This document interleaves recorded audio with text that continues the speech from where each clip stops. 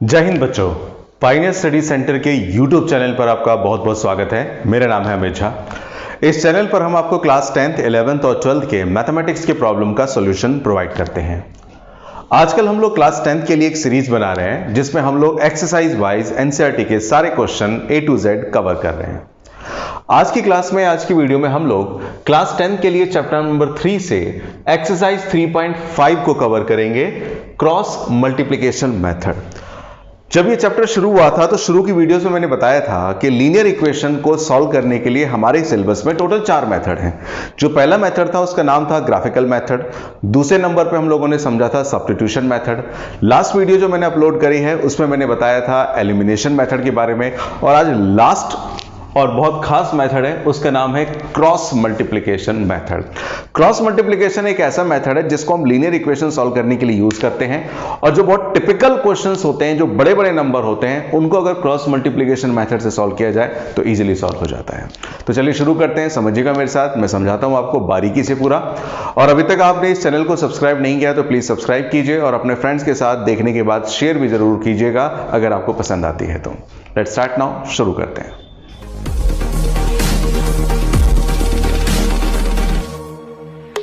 Cross multiplication समझाने के लिए सीधा मैं एनसीईआरटी के एक्सरसाइज 3.5 के क्वेश्चंस नहीं लूंगा।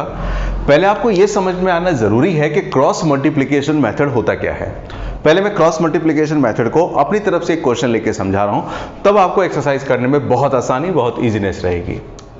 देखिए, जब लीनियर इक्वेशन आपको दे रखी होती है इस चैप्टर में, तो हमेशा 2 इक्वेशन दे रखी होगी और उसमें 2 वेरिएबल होंगे, कभी एक्स वाई, कभी यू वी, कभी एस टी, इस तरह से। इस क्वेश्चन को मैंने लिया है, इस क्वेश्चन को, ये 2 इक्वेशंस हैं। अब इन 2 इक्वेशन को सॉल्व करने के लिए बहुत अलग अलग मेथड हैं। पहला मेथड जो हम लोग जानते हैं उसका नाम है ग्राफिकल मेथड, दूसरा मेथड है एलिमिनेशन, फिर है सब्स्टिट्यूशन। उसकी बात आज नहीं, आज तो बात करेंगे किसकी, हम लोग क्रॉस मल्टीप्लिकेशन मेथड की। जब हमें क्रॉस मल्टीप्लिकेशन मेथड का क्वेश्चन मिलता है तो क्रॉस मल्टीप्लिकेशन मेथड में हम लोग क्वेश्चन को कैसे सॉल्व करते हैं जरा समझ लीजिए। सबसे पहले हमें क्या करना होता है, हमें बॉस क्वेश्चन की इक्वेशन के बेस पर कुछ वैल्यूज निकालनी होती है।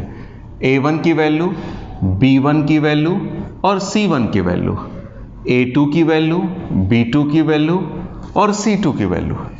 a1 की वैल्यू क्या होगी, जो x का, फर्स्ट इक्वेशन में जो x का कोफिशिएंट होगा वो a1 होगा यानी कि 3, जो y का कोफिशिएंट होगा वो b1 होगा यानी कि 4, और जो इक्वल टू में बच गया वो c1 होगा यानी कि 13।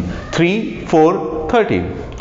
सेकेंड इक्वेशन में जो x का कोफिशिएंट होगा वो a2 होगा यानी कि 5, y का कोफिशिएंट b2 होगा यानी कि -7, और जो इक्वल टू में बच गया वो c2 होगा। यानी कि हम लोग क्या कर रहे हैं, जो भी इक्वेशन दे रखी है सबसे पहले उसके बेस पर a1, b1, c1, a2, b2, c2 की वैल्यू कैलकुलेट करते हैं कोफिशिएंट्स को देखते हुए। अच्छा, अब इसके बाद करना क्या है, अगर मैं इसे क्रॉस मल्टीप्लिकेशन मेथड से सॉल्व करना चाहता हूं तो एक काम करना है बॉस, काम ये करना है कि इसको नाम दे दीजिए 1 नंबर, इसको नाम दे दीजिए नंबर 2 और इसको नाम दे दीजिए नंबर 3। a1 a2 को 1, b1 b2 को 2 और c1 c2 को 3, ये बस याद रखने के लिए। अब इसके बाद करना क्या होता है, मैं इधर से बजाय इधर लिखता हूं, यहां पे लिखता हूं x, यहां पे लिखता हूं y और यहां पे लिख देता हूं -1। एक्स वाई जो वेरिएबल है और साथ में -1। क्या इसका रोल है जरा सुनिएगा, क्योंकि मेथड का नाम है क्रॉस मल्टीप्लिकेशन, मेथड का नाम है क्रॉस मल्टीप्लिकेशन, तो यहां पे भी मैं क्रॉस बनाता हूं, यहां पे भी क्रॉस बनाता हूं और बनाता हूं क्रॉस यहां पे भी। और क्रॉस बनाने के बाद क्या करना है बच्चों, एक फॉर्मूला, एक नंबर, लक्की नंबर याद रखना है। उस लक्की नंबर का नाम है 2312, 2312। एक लक्की नंबर मैं यूज करता हूं इस तरह के क्वेश्चन को सॉल्व करने के लिए, वो नंबर है 2312, 2312। इस 2312 में जाके देखिए सबसे पहले आपको क्या दिखाई दे रहा है। 2312 में सबसे पहले आपको दिखाई दे रहा है 2, क्योंकि 2312 में सबसे पहले आपको 2 दिखाई दे रहा है, तो 2 दिखाई दे रहा है तो 2 नंबर वाला कोफिशिएंट उठा लीजिए। 2 नंबर पे क्या है, 4 - 7, उसे यहां पे लिख दीजिए 4 - 7। ध्यान समझिएगा, 2 दिखाई दे रहा है तो सबसे पहले सेकंड पोजीशन वाला एलिमेंट क्या है, 4 - 7। अच्छा, इसके बाद क्या दिखाई दे रहा है आपको, 3 दिखाई दे रहा है। 3 दिखाई दे रहा है बच्चों, तो तीसरे नंबर पे क्या है, 13 और 8, 13 और 8। तो यहां पे लिख देंगे क्या, पहले यहां पे दूसरे नंबर वाला, तीसरे नंबर वाला, तीसरे नंबर पे है 13 और 8। इसके बाद आगे चलिए, इसके बाद क्या दिखाई दे रहा है, 1। 1 दिखाई दे रहा है तो पहले नंबर वाला, पहले नंबर पे क्या है आपका 3 5, तो यहां पे क्या लिख दूंगा 3 5, और फिर क्या दिखाई दे रहा है 2, तो फिर दूसरे नंबर वाला क्या है 4 - 7। तो इसको हालांकि बच्चों को रटाया जाता है कि A1 B1 B1 C1 इस तरह से लिखो, लेकिन मेरा तरीका सिंपल सा है, मैं सिंपल तरीके से काम करता हूं और सिंपल तरीके से आपको बता रहा हूं। एक नंबर बस याद रखिए 2312 में पहले 2 आया तो सेकेंड नंबर वाला, फिर 3 आया तो तीसरे नंबर वाला, फिर 1 आया तो पहले नंबर वाला, फिर 2 आया तो दूसरे नंबर वाला। ये लिखने के बाद समझ लीजिए क्वेश्चन आधा खत्म हो गया। वैल्यूज को लगाने के बाद अब क्या करते हैं देखिएगा, यहां पे लिखते हैं x अपॉन में, फिर y अपॉन में, फिर -1 अपॉन में। इसके बाद क्या करते हैं, इनके बीच में इक्वल टू होता है। इसके बाद क्या करते हैं सुनना बच्चों, जैसे यहां पे x लिखा है तो ऊपर जाके देखो x किन दो नंबर्स के बीच में है, जिन दो नंबर्स के बीच में उनको लिख दीजिए 4 -7 और 13 8। अच्छा, इसके बाद y लिखा है तो y किन दो नंबर्स के बीच में है, इसके बीच में क्रॉस का निशान भी लगा दीजिए। y इन दोनों के बीच में है तो उनको लिख दीजिए क्या है 13 8 3 5। फिर इसके बाद -1 है, -1 इनके बीच में है 3 5 4 -7। अब इसके बाद क्या करते हैं जरा सुनिएगा, इसके बीच में भी क्रॉस का निशान। अब यहां पे लिखेंगे x अपॉन में, याद रखिएगा हमेशा इन दोनों की मल्टीप्लाई में से इन दोनों की मल्टीप्लाई को माइनस करते हैं। मैं जरा एरो का निशान बता दूं, पहले इनको मल्टीप्लाई करते हैं, इनको जिसके मैंने एरो लगाया है ना बॉस, पहले याद रखिए इनको मल्टीप्लाई करते हैं और फिर नॉन एरो साइन को मल्टीप्लाई करते हैं। मैं दोबारा करके भी दिखाऊं, 8 को 4 से मल्टीप्लाई करेंगे, मतलब 4 को मल्टीप्लाई करेंगे 8 से, और फिर -7 को मल्टीप्लाई करेंगे किससे भला 13 से। सेम सिचुएशन इधर भी होगी, क्या भला 13 को करेंगे बच्चों 5 से, देखो बच्चों 13 को 5 से करेंगे और माइनस में 8 को 3 से करेंगे। अच्छा, यहां पर -1 अपॉन में -7 को 3 से करेंगे, -7 को 3 से करेंगे और इसमें से क्या माइनस कर देंगे 5 को कर देंगे 4 तई। अब इसके बाद क्या होने जा रहा है वो देखते हैं, x अपॉन में 4 8 जा 32 माइनस माइनस में x प्लस 13 7 जा 91 91 होते हैं। अच्छा, इसके बाद देखिएगा आगे y अपॉन में 13 5 जा 65 8 3 जा 24 और यहाँ पे -1 अपॉन में माइनस का 21 माइनस का 20, तो x अपॉन में क्या आ गया 2 और 1 3 9 3 12 123। y अपॉन में कितना आएगा 5 में से 4 गया 1, 6 में से 2 गया 4 और -1 अपॉन में माइनस माइनस में x प्लस दैट इज -41। अच्छा, इसके बाद एक काम करते हैं, x अपॉन में 123, y अपॉन में 41, माइनस से माइनस 31, 1 अपॉन में 41 25। अच्छा, अब इसके बाद क्या होगा जरा सुनिएगा, हमें x और y की वैल्यू निकालनी है। तो x और y की वैल्यू निकालने के लिए चलिए मैं इधर आ जाता हूं। हमें एक बार इसके इक्वल टू में इसको और एक बार बच्चों इसके इक्वल टू में इसे लेना होता है। मतलब मेरे कहने का क्या हुआ कि x अपॉन में 123, x अपॉन में 123 के इक्वल टू में 1 अपॉन में 41 अलग और y अपॉन में 41 के इक्वल टू में 1 अपॉन 41 अलग। मतलब कुल मिला के क्या बात हुई, बात ये हुई कि x वाला जो x वाला था उसे भी 1 अपॉन 41 के इक्वल टू में मैंने लिखा और जो y अपॉन में 41 है इसको भी 1 अपॉन 41 के इक्वल टू में लिख दिया। मेकिंग क्रॉस मल्टीप्लिकेशन, 41 को x से करेंगे आएगा 41x और ये 123, x की वैल्यू क्या आएगी 123 अपॉन में 41, ये काटेंगे 3 4 जा 12 3 पे जाएगा और यहाँ पे तो क्रॉस मल्टीप्लाई करेंगे तो 41y की वैल्यू 41/41 दैट इज 1। तो इसका मतलब x आपका 3 आ गया और y आपका आ गया 1। यही तो है हमारा क्रॉस मल्टीप्लिकेशन मेथड। ये मैंने अपनी तरफ से एक क्वेश्चन लिया। इसको करने के बाद पहले एक क्वेश्चन आप करिए अपनी तरफ से, मैं आपको करके दे रहा हूँ, क्वेश्चन दे रहा हूँ। 2x + 7y इक्वल टू में आ जाए 18 और 5x - 4y इक्वल टू में आ जाए 2। इस क्वेश्चन को सॉल्व कीजिएगा जरा क्रॉस मल्टीप्लिकेशन मेथड से, फिर इसके बाद मैं एक्सरसाइज शुरू कर रहा हूँ। वीडियो को पॉज करके पहले खुद ही कीजिए, फायदा मिलेगा आपको। शुरू करते हैं आगे, नोट कीजिएगा। एक बेसिक क्वेश्चन को समझने के बाद आपको यह समझ में जरूर आ गया होगा कि क्रॉस मल्टीप्लिकेशन मेथड क्या होता है और कैसे क्रॉस मल्टीप्लिकेशन मेथड से हम लोग लीनियर इक्वेशन को सॉल्व करते हैं। इसी के साथ हम लोग आते हैं एक्सरसाइज पर एनसीईआरटी की और शुरुआत पहले क्वेश्चन से करते हैं। फर्स्ट क्वेश्चन क्या कह रहा है समझते हैं बस। फर्स्ट क्वेश्चन कह रहा है कि which of the following linear equations has unique solution, no solution और इनफाइनाइटली मेनी सॉल्यूशन।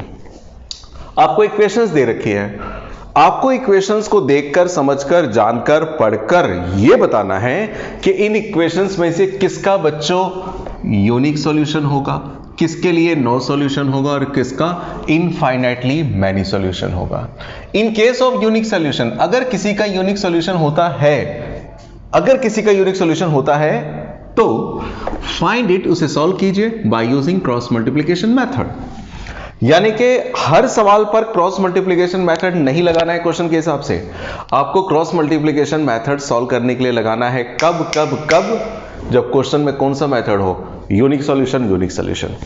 सवाल खड़ा होता है हम लोग पहचान कैसे करें कि यूनिक सॉल्यूशन क्या होता है, मैनी सॉल्यूशन क्या होता है और नो सॉल्यूशन क्या होता है। हालांकि प्रीवियस वीडियोस में बता चुका हूं, लेकिन मैं दोबारा से बता देता हूं जिन्होंने पुरानी वीडियो नहीं देखी है। देखिए बच्चों, अगर मान के चलो कोई इक्वेशन दे रखी है आपको इस तरह से, a1x b1y equal to c1 और a2x plus b2y equal to c2, इस तरह से इक्वेशन आपको दे रखी है। अब मान के चलिए जो मैं लिखा हूं जरा ध्यान से सुनिएगा, जब a1 अपॉन में a2, b1 अपॉन में b2 और c1 अपॉन में c2, a1 by a2, b1 by b2, c1 by c2, तीनों की वैल्यूज अगर आपस में इक्वल आ जाएं तो इसी को हम लोग बोलते हैं infinitely many solution. Infinitely many solution का मतलब इसके बहुत सारे सॉल्यूशन होंगे। लेकिन जब किसी क्वेश्चन में बच्चों a1 अपॉन में a2, b1 अपॉन में b2, ये दोनों तो आपस में इक्वल बन पा रहे हो लेकिन तीसरा इक्वल ना बन पा रहा हो, मतलब मैं क्या कह रहा हूं जरा देखिएगा, जब शुरू के दो तो इक्वल हो लेकिन तीसरा आपस में इक्वल ना हो तो इसी को बोलते हैं हम लोग नो सॉल्यूशन। और जबकि तीसरे नंबर पे जब शुरू के ही दो आपस में इक्वल ना हो, यानी कि a1 अपॉन में a2 इक्वल नहीं है b1 अपॉन b2, जब शुरू के दो इक्वल नहीं है तो तीसरे वाले को तो देखने की कतई जरूरत है ही नहीं, तो इसे बोलते हैं यूनिक सॉल्यूशन। इसी को बोलते हैं यूनिक सॉल्यूशन और इसी को वन सॉल्यूशन भी बोल देते हैं। और क्वेश्चन में कह रखा है जब वन सॉल्यूशन हो, यूनिक सॉल्यूशन हो, तभी क्वेश्चन को सॉल्व करना है, अदरवाइज नहीं करना। और बात भी उसकी प्रैक्टिकल सही है, क्योंकि जब एक ही सॉल्यूशन होगा तो उसे तो हम फाइंड कर सकते हैं। जब इनफाइनाइटली मेनी सॉल्यूशन होंगे, बहुत सारे सॉल्यूशन होंगे, अनेकों सॉल्यूशन होंगे, असंख्य सॉल्यूशन होंगे, तो how can possible to find all these, सबको फाइंड करना पॉसिबल नहीं है। तो इसलिए इनफाइनाइटली मेनी सॉल्यूशन के केस में हमें सॉल्व नहीं करना होता। यह है नो सॉल्यूशन। नो सॉल्यूशन का मतलब सॉल्यूशन पॉसिबल ही नहीं है। अगर सॉल्यूशन पॉसिबल ही नहीं है तो इसको सॉल्व करने का फायदा क्या हुआ? तो इसका मतलब सॉल्व किसको करना है? केवल और केवल यूनिक सॉल्यूशन को। तो चलिए शुरू करते हैं। Let's start now. मैं मिटा रहा हूं, ये वीडियो को पॉज करके नोट जरूर करके रखिएगा, फायदे की चीज है, देखिएगा जरा। सबसे पहले मैं फर्स्ट पार्ट लेता हूं। फर्स्ट पार्ट क्या कह रहा है जरा सुनिएगा। फर्स्ट पार्ट है बच्चों x माइनस 3y, -3 को पहले उधर भेज दो, एक बिरादरी के लोग इस तरफ और दूसरी प्रजाति के लोग उस तरफ, वेरिएबल वाले इधर, बिना वेरिएबल वाले उधर। और ये क्या है प्यारे? 3x माइनस का 9y इक्वल टू में माइनस का 2 तरह के प्लस का 2। इक्वेशन तो लिख ली। इक्वेशन लिखने के बाद क्या काम करना है? सबसे पहले we have to find a1 a2 b1 b2 c1 c2 coefficients. तो कैसे देखिएगा। सबसे पहले a1 क्या होगा? जो x की कोएफिशिएंट है पहली इक्वेशन में। भाई फर्स्ट इक्वेशन में x का कोएफिशिएंट क्या है? 1। फिर b1 क्या होगा? जो y का कोएफिशिएंट है -3। फिर c1 क्या होगा? जो इक्वल टू में है 3। फिर इसके बाद a2 क्या होगा? जो x का कोएफिशिएंट है 3। फिर b2 क्या होगा? जो y का कोएफिशिएंट है -9। और c2 क्या होगा? 2। a2 b2 c2 a2 b2 c2 लिख दिया। अब अपने को क्या करना है? a1 अपॉन में a2, a1 है 1, a2 है 3, 1/3। अच्छा, इसके बाद b1 अपॉन b2 कीजिए। ये क्या है? b1 है -3, b2 है -9। माइनस से माइनस कैंसिल, 3 1 जा 3, 3 जा 9। ये 1/3 आया, ये भी 1/3 आया। खुशी की बात, देखते हैं तीसरा भी इक्वल होता है कि नहीं होता। फिर c1 अपॉन में c2 कीजिए। c1 है 3, c2 है 2, ये इक्वल आ गया भाई। दोनों तो इक्वल आए लेकिन तीसरा इक्वल नहीं आया। तो स्टेटमेंट लिख देंगे, सिंस a1 अपॉन में a2 इक्वल है b1 upon b2 but does not equal to c1 upon c2। तो इसका मतलब जब दो इक्वल हो तीसरा इक्वल नहीं हो तो लिख देंगे so the given system of equation has no solution, यानी कि इसके सॉल्यूशन पॉसिबल नहीं है। तो जब इसके सॉल्यूशन ही पॉसिबल नहीं है तो इसको अब आगे सॉल्व करने की कोई कतई जरूरत नहीं है। ये था हमारा फर्स्ट पार्ट। अब फर्स्ट पार्ट के बाद आपको पता चल गया होगा, मैं पहुंचता हूं वो सेकंड पार्ट पर। सेकंड पार्ट देखिएगा जरा, मैं रब कर रहा हूं, पता चल गया होगा उम्मीद करता हूं। अगर समझ में आ रहा है तो वीडियो को बच्चों जरा लाइक भी कर दिया करो। वीडियो लाइक करोगे ना तो पढ़ने में और मन लगेगा, सिग्नल आएंगे अच्छे। सेकंड पार्ट देखिएगा, सिग्नल मतलब पढ़ाई के सिग्नल जबरदस्त आएंगे, नेट के सिग्नल तो आएंगे ही। 2x plus y equal to 5, 3x plus 2y equal to 8। अब मुझे इसे सॉल्व करना है। इसे भी सॉल्व करने के लिए पहले मैं क्या करूंगा, वही काम पहले देखूंगा इसके कौन से सॉल्यूशन बन रहे हैं। अगर मैनी सॉल्यूशन बन गए या नो सॉल्यूशन बन गए तो खुशी की बात है, फटाफट क्वेश्चन खत्म हो गया। अगर यूनिक आ गया तो भैया बढ़ जाएगा। तो सबसे पहले a1 की वैल्यू जो x का कोफिशिएंट है 2, b1 क्या होगा, y का कोफिशिएंट 1, लगता है इसमें आगे बढ़ेगा, और c1 क्या है 5। फिर a2 क्या होगा, x का कोफिशिएंट 3, b2 क्या होगा, y का कोफिशिएंट 2, और c2 क्या होगा 8। सबसे पहले एक काम करिए, a1 अपॉन में a2 कीजिए, a1 अपॉन में a2, 2 अपॉन में 3। फिर b1 अपॉन में b2 कीजिए, b1 अपॉन में b2, 1 अपॉन में 2। फिर c1 अपॉन में c2 कीजिए। भैया कोई भी आपस में इक्वल नहीं है। जब कोई भी आपस में इक्वल नहीं है तो शुरू के दो को आपको देखना है, भाई शुरू के दो को इक्वल है या नहीं है। तो शुरू के दो इक्वल नहीं है, अगर शुरू के दो इक्वल नहीं है तो इसका मतलब वो कौन सा केस हो गया, ओनली वन सॉल्यूशन, मतलब यूनिक सॉल्यूशन। तो यूनिक सॉल्यूशन के लिए हम लिख देंगे क्या, since a1 by a2 equals to b1 by b2 नहीं है, so there is unique solution, या given system has unique solution, जो मर्जी लिखे। अब यूनिक सॉल्यूशन तो बता दिया, जैसे आपने यूनिक सॉल्यूशन बता दिया बच्चों आपकी जिम्मेदारी बढ़ गई, सर पे बर्डन बढ़ गया। क्यों? क्योंकि क्वेश्चन में क्या बोला था, in the case of unique solution find it by using cross multiplication method. अब अपन को सॉल्व भी करना है आगे। चलिए सॉल्व करते हैं आगे। कैसे सॉल्व करेंगे, तो सॉल्व करने के लिए मैंने बता रखा है, इसको हम लोग नाम देते हैं 1, इसको नाम दे देते हैं 2 और इसको नाम दे देते हैं 3। जो भी थोड़ी देर पहले कराया था वही है क्रॉस मल्टीप्लिकेशन मेथड। यहाँ पे लिखते हैं x, ठीक है, यहाँ पे लिखते हैं y और यहाँ पे लिखते हैं -1 और क्रॉस के निशान बना देते हैं। बना दिए मैंने क्रॉस के निशान।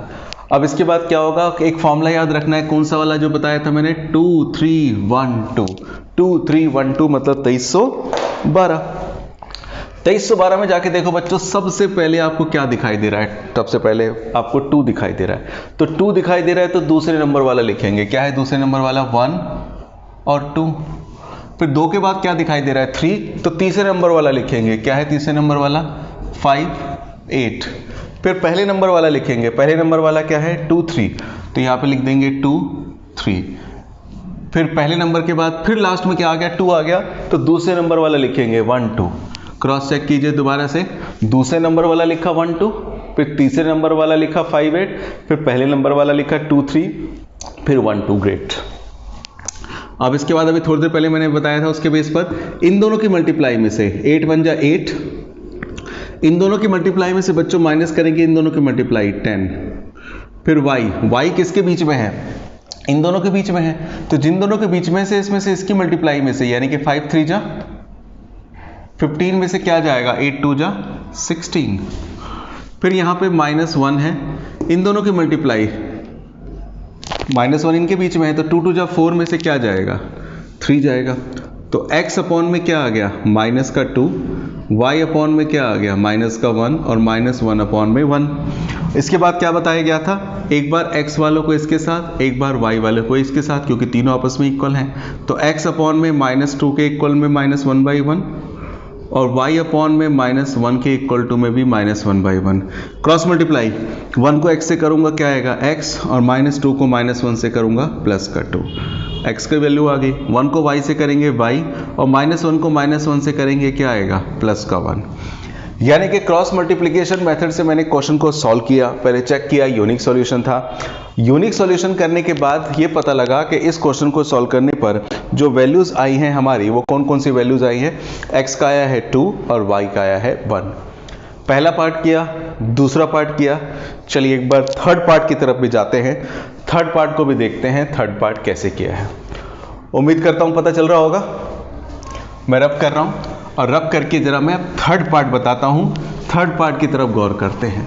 नोट जरूर कर लिया करो बच्चों वीडियो को पॉज करके, ताकि चीजें याद रहे, समझ में आए, और खुद भी जरूर किया करो क्वेश्चंस जो दिए जाते हैं। अगर मैं थर्ड पार्ट की तरफ बढ़ूं तो थर्ड पार्ट क्या है अंदाजा देखिएगा। क्या है question, 3x - 5y equals to में 20, और यहाँ पे क्या है, इसे फटाफट करते हैं। 6x - 10y इक्वल टू में 40। यहाँ पे a1 की वैल्यू क्या होगी, 3, x का कोफिशिएंट। b1 की वैल्यू क्या होगी, -5, और c1 की वैल्यू 20। फिर a2 क्या होगा, 6, b2 क्या होगा, -10, और c2 क्या होगा प्यारे, 40। अब a1 अपॉन में a2 कीजिए, दैट इज 3/6, 1/2। फिर b1 अपॉन में b2 कर दीजिए। b1 क्या है, -5, और b2 -10, माइनस से माइनस कट, 5 1 जा 5, 5 2 जा 10। अरे वाह, 1/2 दो इक्वल आ जाए तो तरह तीसरे की चाहत बढ़ जाती है। c1 क्या है, 20, c2 है 40। वाह वाह, 2 1 जा 2, 2 2 जा 4, ये आ गया 1/2। कमाल हो गया, तीनों के तीनों आपस में इक्वल आ गए। अगर तीनों के तीनों आपस में इक्वल आ गए तो क्या लिख देंगे, सिंस a1/a2, b1/b2, c1/c2 तीनों आपस में इक्वल हैं। सो the given system of equation has many solution, या उसने जो वर्ड यूज किया वही लिख देता हूं, इनफाइनाइटली मैनी सॉल्यूशन। और इसके बाद आगे सॉल्व करना नहीं है। मैंने पहला पार्ट किया, दूसरा पार्ट किया, तीसरा पार्ट किया है। फोर्थ पार्ट बच्चों आप खुद कीजिए, ट्राई कीजिए, नहीं होता तो मुझे बोलिएगा वीडियो में, डिस्क्रिप्शन में मैं बताऊंगा। एक बार जरा इसको करिएगा। क्वेश्चन नंबर 1 के बाद अब पहुंचते हैं क्वेश्चन नंबर 2 पर। इस एक्सरसाइज में सबसे इंपॉर्टेंट वर्ड प्रॉब्लम के बाद जो क्वेश्चन पूछा जाता है वो इस तरह के क्वेश्चन होते हैं। इस पर आपकी पकड़ अच्छी होनी चाहिए, जबरदस्त कमांड होनी चाहिए। एनसीईआरटी में तो खैर एक आधी क्वेश्चन है, मैं आपको और फर्दर क्वेश्चन दे दूंगा। अगर आपको चाहिए तो आप मेरे को व्हाट्सएप कर दीजिएगा, I will send PDF form of the further questions. Question क्या कह रहा है जरा समझते हैं। बहुत खास है, बहुत ही खास है, बहुत खास है। 3 to 4 मार्क्स का क्वेश्चन एग्जाम में आता है। कह रहा है for which values of A and B, A और बी की किस वैल्यू के लिए does the following pair of linear equation have an infinite number of solution. मतलब बस ये इक्वेशन है और एक ये इक्वेशन है। अब वो पूछ रहा है कि बताइए ए और बी की क्या वैल्यू हो, ए और बी की क्या वैल्यू हो, ए और बी की क्या वैल्यू हो, ताकि यहां पे मैं ए बी की वैल्यू रख करके अगर मैं a1/a2, b1/b2, c1/c2 करूं ना, तो पता है क्या हो जाए, इसके इनफाइनाइट नंबर ऑफ सॉल्यूशन हो जाए। मतलब क्या वैल्यू हो ए की, क्या वैल्यू हो बी की, ताकि इसके सॉल्यूशन क्या हो, इनफाइनाइट सॉल्यूशन हो, मैनी सॉल्यूशन हो, मोर सॉल्यूशन हो। देखिए कैसे करते हैं इसको सॉल्व करने का तरीका, वही जो हमने पीछे पढ़ा। देखिए सबसे पहले क्या होगा, हम लोग वैल्यूज निकालेंगे a1 b1 c1 और a2 b2 c2 की। लेकिन वैल्यूज निकालते समय बच्चों अब मैं small a small b small c use नहीं करने वाला, क्योंकि small a small b small c तो पहले से यूज हो रहा है। तो मैं कैपिटल नेचर पे चल जाता हूं। कैपिटल A1 क्या होगा, जो x का कोफिशिएंट है 2। फिर कैपिटल B1 y का कोफिशिएंट यानी कि 3। कैपिटल C1 यानी कि 7। अच्छा, इसके बाद कैपिटल A2 क्या होगा, a minus B. Capital B2 a plus B. और capital C2 3a plus B minus का 2, 3a प्लस बी माइनस का 2। ये मैंने लिखा। हमें क्वेश्चन को सॉल्व किसके लिए करना है, हमें क्वेश्चन को सॉल्व करना है मैनी सॉल्यूशन के लिए, या कह लीजिए इनफाइनाइट सॉल्यूशन के लिए, जो मर्जी लिख दीजिए, मैनी सॉल्यूशन, या इन कभी कभी बुकों में ये भी लिखा मिलेगा इनफाइनाइट सॉल्यूशन।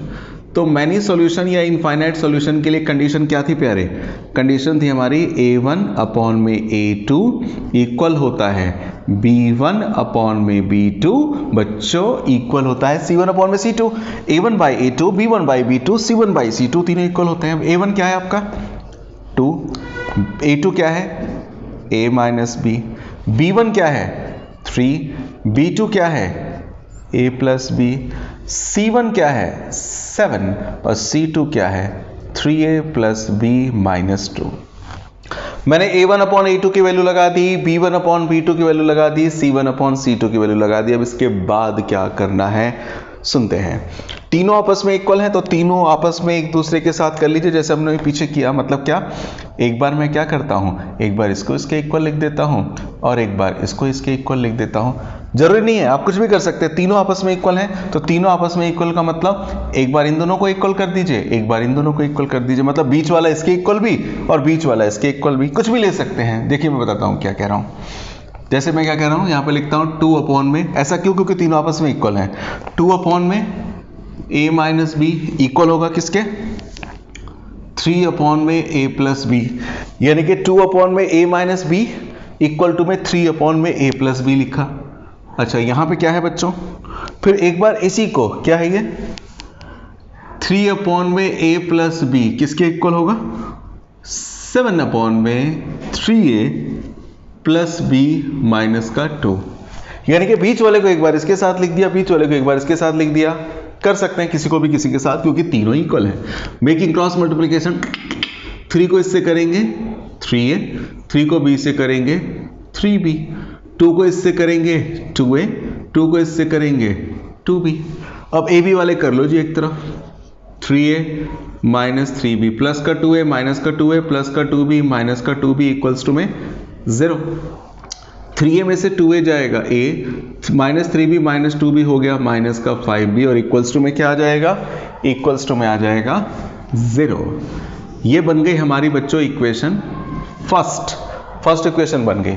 यहाँ पे भी कुछ ऐसे करेंगे, क्रॉस मल्टीप्लाई करेंगे, 3 को 3 से करेंगे तो क्या आ जाएगा 9A, 3 1 जा 3B और 3 2 जा 6 और 7 को इससे कर दो जी 7A प्लस में 7B। अब वही काम AB वाले एक तरफ, बिना AB वाले दूसरी तरफ, 9A plus 3B as it is plus का 7A माइनस का 7A प्लस का 7B माइनस का 7B और माइनस का 6 उधर आके क्या होगा प्लस का 6। 9A में से 7A जाएगा क्या बचेगा 2A, 3B में से 7B जाएगा क्या बचेगा माइनस का 4B और इक्वल टू में क्या आ गया 6। 9A में से 7 गया 2A, 3 में से 7 गया माइनस का 4B और इक्वल टू में 6। ज़्यादा से ज़्यादा आप इसमें से 2 कॉमन ले सकते हो। यहाँ से 2 कॉमन लेंगे A, यहाँ से 2 कॉमन लेंगे 2B, 2 2 जा 4 तो A माइनस 2B 2 मल्टीप्लाई में डिवाइड में जाएगा तो A माइनस 2B ये अब आपकी सेकेंड इक्वेशन बन जाएगी प्यारे। ये जो दो इक्वेशन बनी है A और B के फॉर्म में, एक इक्वेशन बनी है A minus 5B equal to 0, दूसरी इक्वेशन बनी है A minus 2B equal to 3। इन दो इक्वेशन को मुझे अब सॉल्व करना होगा और इन दो इक्वेशन को सॉल्व करके हमें वैल्यू निकालनी होगी किसकी, हमें वैल्यू निकालनी होगी सीधी सी बात है A और B की। अब ये वैल्यू हम कैसे निकालें, तो एक तो तरीका हम लोगों ने समझा है एलिमिनेशन मेथड, सब्स्टिट्यूशन मेथड, लेकिन अभी हमारा कौन सा मेथड चल रहा है क्रॉस मल्टीप्लिकेशन मेथड। तो हमें इन दोनों इक्वेशन को सॉल्व करके क्रॉस मल्टीप्लिकेशन से ही हल करना पड़ेगा, वैल्यू निकालनी होगी। कैसे मैं बताता हूँ, देखिएगा। पहले ज़रा वीडियो को पॉज करके नोट यहाँ तक ज़रूर कर लीजिएगा, खास है क्वेश्चन बहुत ज़्यादा। मैं यहाँ पर आता हूँ, देखिएगा आगे। तो मैं इक्वेशन को दोबारा लिख रहा हूँ बच्चों, फिर दोबारा से ज़रा देखिएगा। इक्वेशन मेरी क्या है, फिर मुझे आगे मिटाना ही पड़ेगा। एक इक्वेशन है A minus 5B equal to 0 और सेकेंड इक्वेशन है A minus 2B equal to में 3। अब ये इक्वेशन मैं लिख रहा हूँ। अब इन दोनों इक्वेशन को लिख करके फाइंड कर रहा हूँ मैं वैल्यू A की और B की। अगर आपने नोट नहीं किया तो वीडियो को थोड़ा पीछे करके नोट जरूर कर लीजिएगा। अच्छा, अब यहाँ पे क्या करते हैं हम लोग, वैल्यू निकालते हैं। A1 की वैल्यू दोबारा से, जैसे क्वेश्चन को हम लोग x और y के रेफरेंस में सॉल्व करते थे, x और y के लिए सॉल्व करते थे, आज हम लोग क्वेश्चन को A और B के रिगार्ड में, A और B के रिस्पेक्ट में सॉल्व करेंगे। तो कैसे, A1 क्या होगा जो A का कोएफिशिएंट है 1, और इसके बाद B1 क्या होगा जो B का कोएफिशिएंट है -5, और C1 क्या होगा ठन ठन गोपाल 0। अच्छा, इसके बाद A2 क्या होगा, A का कोएफिशिएंट 1, B2 क्या होगा माइनस का 2 और C2 क्या होगा 3, A1 A2 B2 C2 हो गया। अच्छा, इसके बाद आपको क्या करना है बच्चों, ये वही काम पहले लिखते थे x y माइनस 1, तो अब लिखेंगे a b माइनस 1, एदर कर दो क्रॉस का निशान, और इसको नाम दे देते थे क्या बच्चों, 1 2 एंड 3, और एक फॉर्मूला याद रखते थे 2312।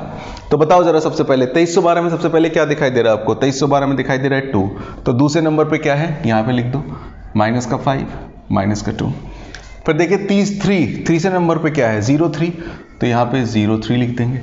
फिर क्या है 1, पहले नंबर पे क्या है 1 1, फिर क्या है 2, दूसरे नंबर पे क्या है -5 -2। इसके बाद A B C नहीं भाई, C नहीं, माइनस का 1। अब A इन दोनों नंबर के बीच में है, तो जिनके बीच में इन दोनों की मल्टीप्लाई 3 5 जा -15 में से जाएगा इनका प्रोडक्ट 0। B किसके बीच में है, B बच्चों इसके बीच में है, तो इन दोनों की पहले मल्टीप्लाई करेंगे, इन दोनों की मल्टीप्लाई पहले करते हैं, जो एरो में लगा रहा हूं, जिस पे एरो लगाया मल्टीप्लाई फर्स्ट दैट, तो इनकी मल्टीप्लाई करेंगे, 1 को 0 से करेंगे 0, इसमें से क्या जाएगा 3 1 जा 3, -1 इसके बीच में है, तो -1 जिसके बीच में है इसमें इसको मल्टीप्लाई कीजिए, किसको करेंगे, ये -1 अलग है, -2 को 1 से करेंगे, -2 को 1 से करेंगे -2, इसमें से क्या जाएगा इनका प्रोडक्ट, -5 को 1 से करेंगे -5, तो A अपॉन में आ जाएगा -15, क्योंकि -15 और 0 होता है क्या, -15 ही रहेगा। इसके बाद B अपॉन में -3, और ये -5 बाहर आके क्या होगा बच्चों, -5 बाहर आके +5 हो जाएगा, और 5 में से 2 गया, क्या आएगा 3।